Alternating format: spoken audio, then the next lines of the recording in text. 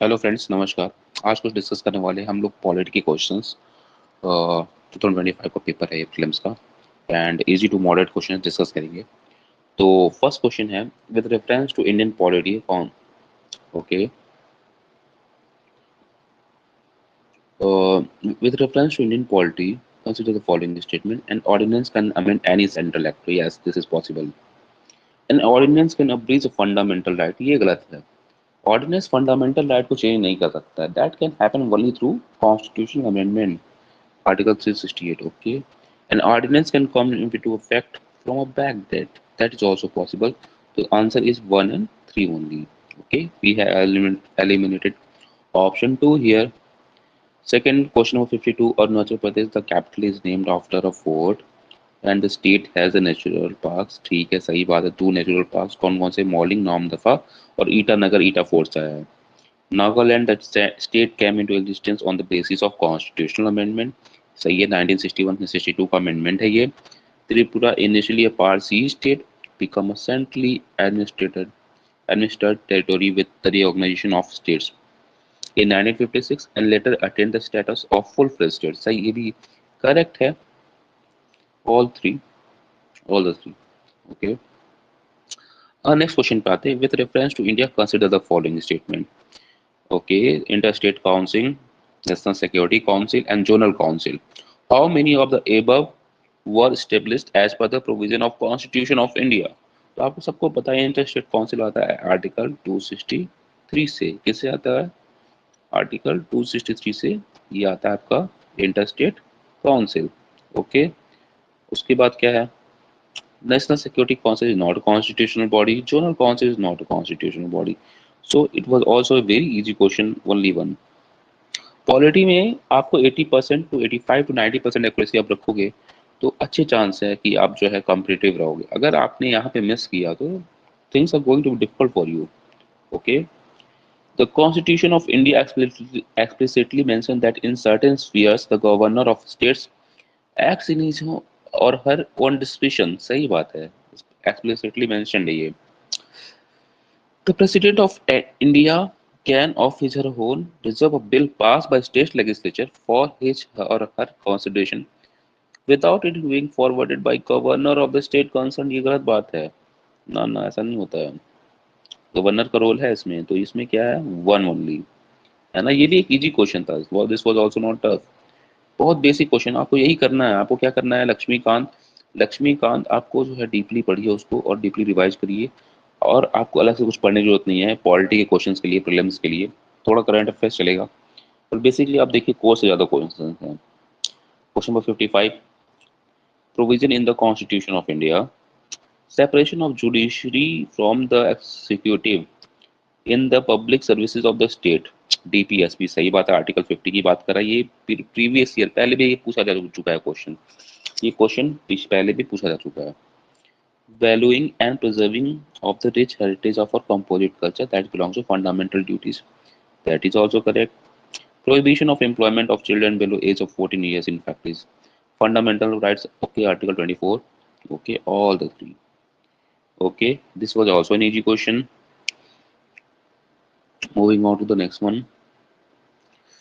With reference to Constitution of India, if an area and state is declared as scheduled area under the fifth schedule, the state government loses its executive power in such areas and a local body assumes total administration। ये गलत बात है, ऐसा नहीं है।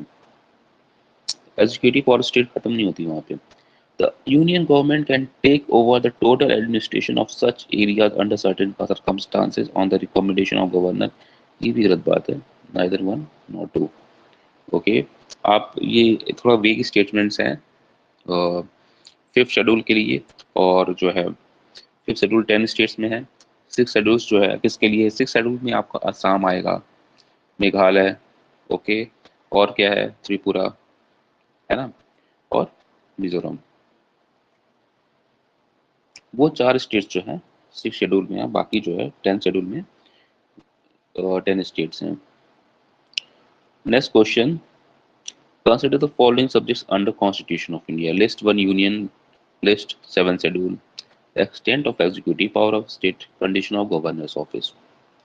For a constitutional amendment with respect to which of the above ratification by the legislature of not less than one half of the state is required before presenting the bill to the president of India। कह रहा है कि आप जो special amendment है article 368 का, जिसमें legislatures का भी, स्टेट लेजिस्लेचर का भी अमेंडमेंट चाहिए होता है, तो ऐसे बहुत लिमिटेड केस है, जैसे कि 7 शेड्यूल, उसमें एक पार्ट है, yes we know, extent of executive power of state भी उसका पार्ट है, yes, foundation of governor's office, ना ना ये इसका पार्ट नहीं है। तो ये आपको याद करना पड़ेंगे, ये जो 8 स्पेशल केसेस है उसमें 9 स्पेशल केसेस हैं, वो आपको याद करने पड़ेंगे और उससे ही आप कर पाओगे इस क्वेश्चन को। Okay,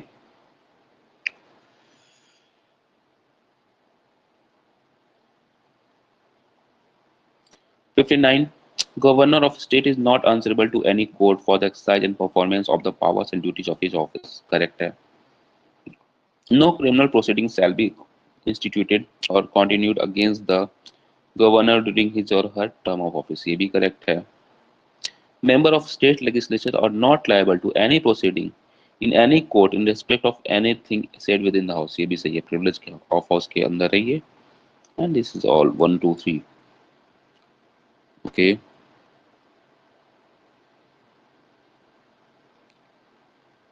moving on to the next questions।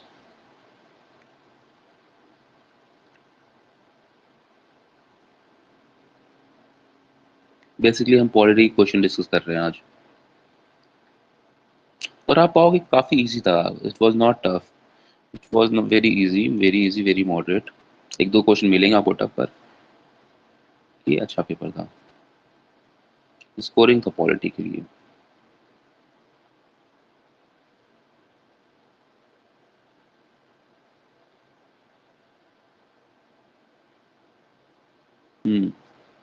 अब आते हैं क्वेश्चन नंबर 86 पे। pardoning power of president, the exercise of this power by president can be subjected to limited judicial review, ये सही बात है। तो president can exercise this power without the advice of central government, ऐसा नहीं है, उसको काउंसिल ऑफ मिनिस्टर के एडवाइस पे ही डिसीजन लेना है। ऐसा नहीं कि प्रेसिडेंट जो पार्डनिंग पावर है वो खुद से ले लेगा, डिस्क्रिशनरी पावर नहीं है। एंड ये कैसा है कि आप काउंसिल ऑफ मिनिस्टर्स के अंडर इसको करोगे। तो इसका आंसर क्या हो जाएगा? इसका आंसर हो जाएगा only one.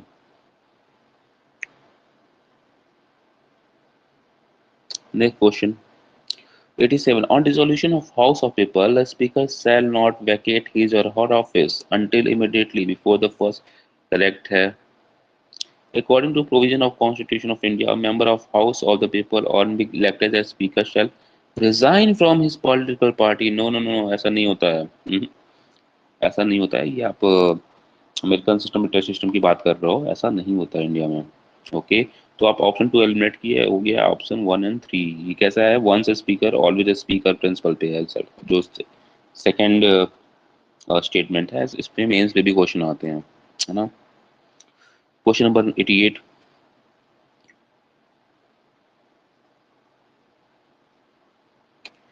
question number 88, if any question arises as to whether member of House of People has become subject to disqualification under 10th schedule, president declaration in accordance with opinion of Council of Union Ministers shall be final। no no no, this is incorrect। why incorrect? because 10th schedule is going to speaker, president का role नहीं है इसमें। there is no mention of word political party in constitution of India, ये भी गलत है, 10th schedule में mentioned है। तो आंसर क्या होगा आपका? D, neither one nor two, neither one nor two। Okay, answer होगा D, neither one nor two। Question number 89, in India state government have no power for making rules for grant of concession in respect of extraction of minor minerals even though such minerals are located in their territories। गलत बात है, ऐसा नहीं है, they can make rules। second statement, in India state central government has the power to notify minors minerals under relevant law। Okay, ये भी correct है। तो आपका स्टेटमेंट जब 1 गलत हो गया तो आपको ज़्यादा चेक करना ही नहीं था। तो answer is going to be D, statement 1 is not correct and statement 2 is correct. Thank you friends, आज के लिए इतना ही। एंड इम्पॉर्टेंट ये है इस लेसन से कि आप देख रहे हो कि कोर क्वेश्चंस जो है, आप कोर पॉलिटी के क्वेश्चंस उस पर फोकस करो और वो मिस्टेक्स नहीं होने चाहिए। अगर आपने जो 40 क्वेश्चंस प्रीलिम्स में आ रहे हैं कोर के, अगर आपने उसमें एक्यूरेसी 80 से नीचे कर दिया तो there are very tough chance that you are going to be selected. So current affairs की वैल्यू है, पर कोर का इम्पोर्टेंस बहुत ज़्यादा है. Multiple revisions and multiple tests, that is going to be the answer for prelims. Okay, thank you so much. Thank you.